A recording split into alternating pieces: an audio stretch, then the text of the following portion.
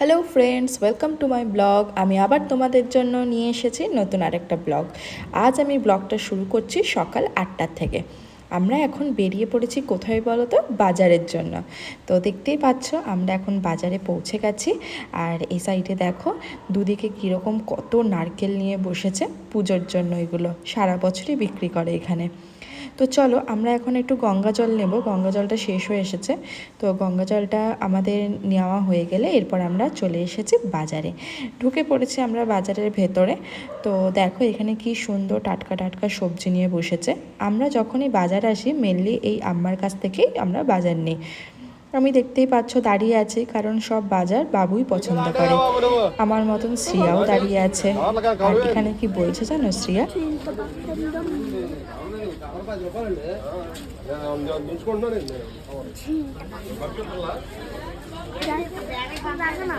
জুতোটা দেখি, ক্রক্সটা।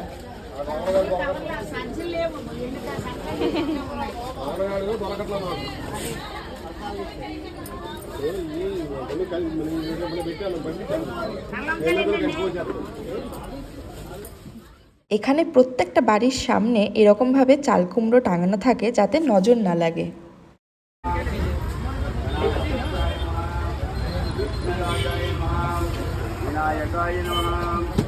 আর দেখেছো এখানে কত কারি পাতা নিয়ে বসেছে সামনে, দেখো। চলো এবার আমরা যাচ্ছি মাছের বাজারের দিকে। মাছের বাজারে গিয়ে দেখছি আজকে অনেকেই বসেনি মাছ নিয়ে, পুরো বাজারটা প্রায় ফাঁকা ফাঁকাই ছিল।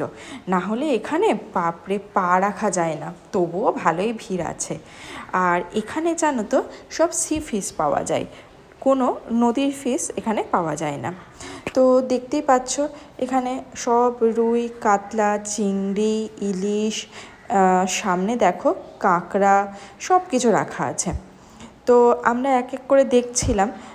প্রথমে আমরা পুরো মার্কেটটা চেক করে নিই, তারপরে আমরা যেখানে পছন্দ হয় সেখান থেকে নিই। আর তার আগে ডিসাইড করি যে আজকে কি মাছ লাগবে কি লাগবে না এইসব। তো আজকে আমরা দেখছিলাম, প্রথমেই ঢুকে দেখলাম কিন্তু ঠিক পছন্দ হলো না। তো আমরা সেই জন্য আরেকটু ভেতরের দিকে যাচ্ছি। মাছগুলোর সাইজ দেখো একবার, কত বড় বড় মাছ। এবার আমরা একটু একটু করে ভেতরের দিকে যাচ্ছি। এখানে আমি একটা জিনিস লক্ষ্য করেছি ভাইজাকে এসে, যে এখানে না বেশিরভাগ মেয়েরাই মাছ নিয়ে বসে। মানে ছেলেদের থেকে মেয়ের সংখ্যাটাই বেশি। বেশিরভাগ মহিলারাই এখানে মাছ, চিকেন এই সমস্ত কিছু বিক্রি করে।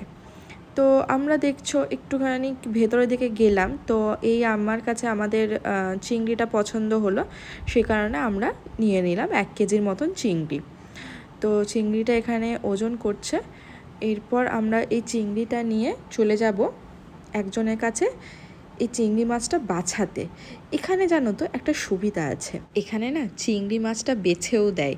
তো সেই জন্য বাড়ি নিয়ে গিয়ে আর কোনো ঝামেলা থাকে না। আমরা একদম চিংড়ি মাছটা নিয়ে ধরে চলে যাই যে বাছে তার কাছে। এখানে অনেকজনই বসে, কিন্তু আমরা প্রথম থেকেই এই আম্মার কাছেই নিয়ে আসি। ইনি আমাদের মাছগুলো বেছে দেন, তারপর দিয়ে দেয়। বাছার জন্য খুব বেশি টাকা কিন্তু নেন না। আর যেদিকে বাঁধছিল তার ঠিক অপোজিট সাইডে এই মাছগুলো বিক্রি করছিল।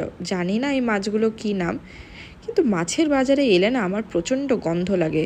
সমুদ্রের মাছে জানো তো একটু বেশিই গন্ধ, যখনই ঢুকবে উফ কি গন্ধ লাগে নাকে। কিন্তু কিছু করার নেই, মাছ খেতে হলে তো গন্ধ নিতেই হবে নাকে। আমার মতন শ্রিয়ারও প্রবলেম হয়। তো দেখতেই পাচ্ছ এখানে আমাদের মাছ বাছা শুরু হয়ে গেছে। এখন আমরা চলে এসেছি বাজারের বাইরে, আর এখানেও হচ্ছে গণেশ পুজো। আমরা এখন বেরিয়ে পড়েছি বাজার থেকে। আর দেখো এটা হচ্ছে বাজারের চারিপাশটা, দেখেছো এই সাইডেও পাহাড় আছে, এই সাইডেও পাহাড় আছে, আর এই দিকেও পাহাড় আছে, ওটা দেখাতে পারলাম না। আর এখানে আমরা কিছু মৌসম্বি নিয়ে নিচ্ছি। চলো আজকের মতন টাটা, ভালো থেকো।